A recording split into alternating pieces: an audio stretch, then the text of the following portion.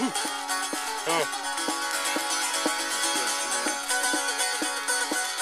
get to three now. No, three. Hey, hey. Sitting with Josh Emerson from Los Angeles. Josh, tell us a little bit about why you're here and a little more about yourself. I had brought a feature film that Happy Madison had produced to the festival. There was a man there who actually saw the film, a director who also had a feature in the festival. And we started talking after one of the movies, and he expressed that he wanted me to read the script. I said, well, you know, sure, send me the script and we'll see. I read it and immediately fell in love with it. And he said, okay, well, you know, let's chat over time. And I got the script to my manager, and my manager, normally really busy, within 2 days, he got back to me and he said, this is amazing. He's like, we have to do this. Well, when you found out where this film was going to be taking place, tell me a little bit about that. Yeah, that was interesting. When Rudy Luna, the director, actually told me that this was going to take place in Iraq, I thought he was kidding. But then he talked to me a lot about it. He really educated me a lot about the country and how it's not what we always see on TV. Every part of Iraq, like everything is not Baghdad at its worst possible. Good. Yeah. 0-0 başla. 0-0 başla. Ha. Dur Jonah. Jonah. Dur Jonah. Very nice. Very nice. Jonah.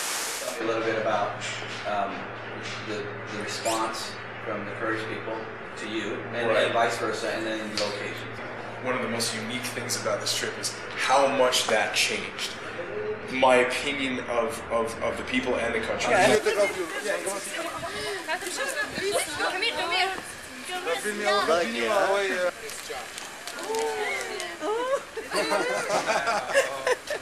Emerson. La Google Booger, there we go.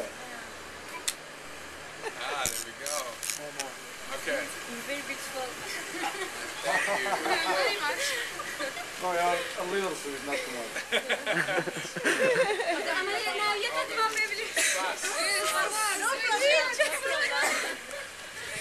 My name is Salshi. You're there maybe because I got to do this. Look at the Okay. bread she made. I'm just gonna get rid of my jacket. What you make? Oh my gosh!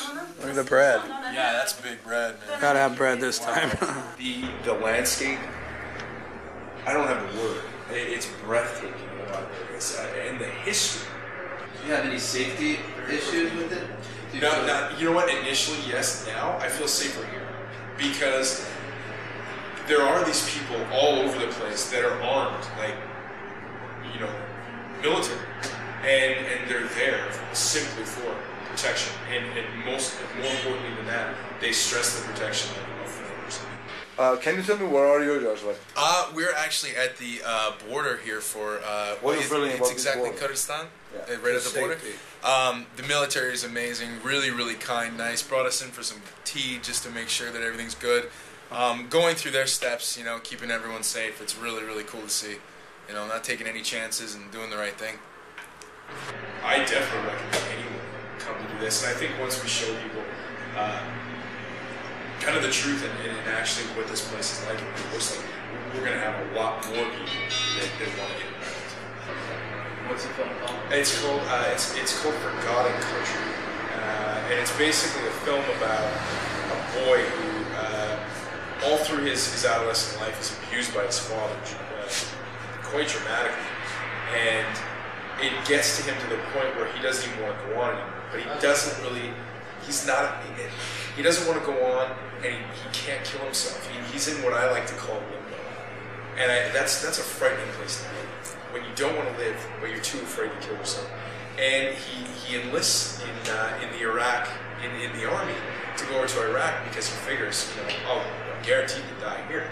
So he figures it's an easy way out. He ends up not getting put on the front lines where he wants to be. And he gets guard duty in like this really small Kurdish town, which it's almost guaranteed that nothing physically can happen to him. So it's such a beauty of irony that he's the one guy that wants to die, but they won't send him there. Yet all the people that are kind of crying because they don't want to die are the ones now on the front line. And he meets this Kurdish girl from one of these towns, and they just show each other that they've both been through very traumatic lives, and they kind of teach each other that there's more to life. And it's kind of a coming of age for the two of them, and realizing that there's different parts of life on different parts of the world.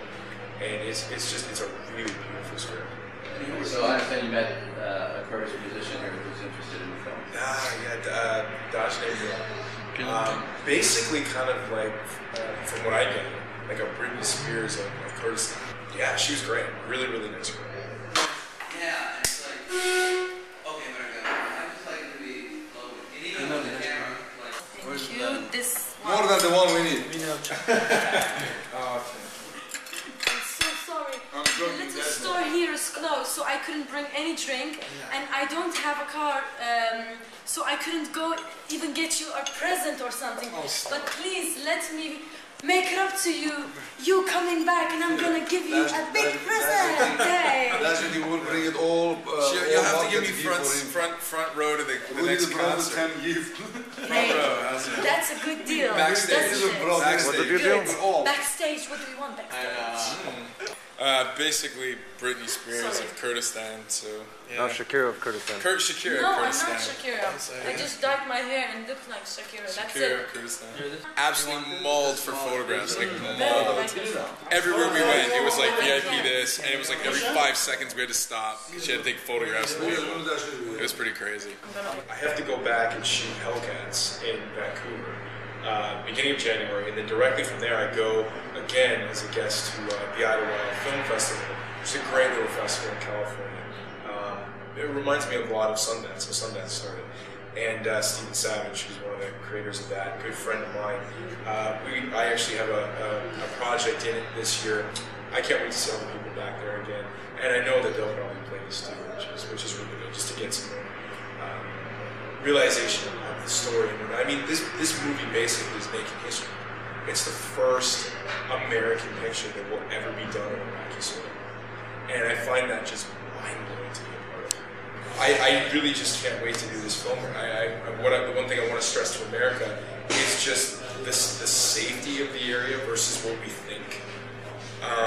And their desire to actually be involved in cinema, seriously.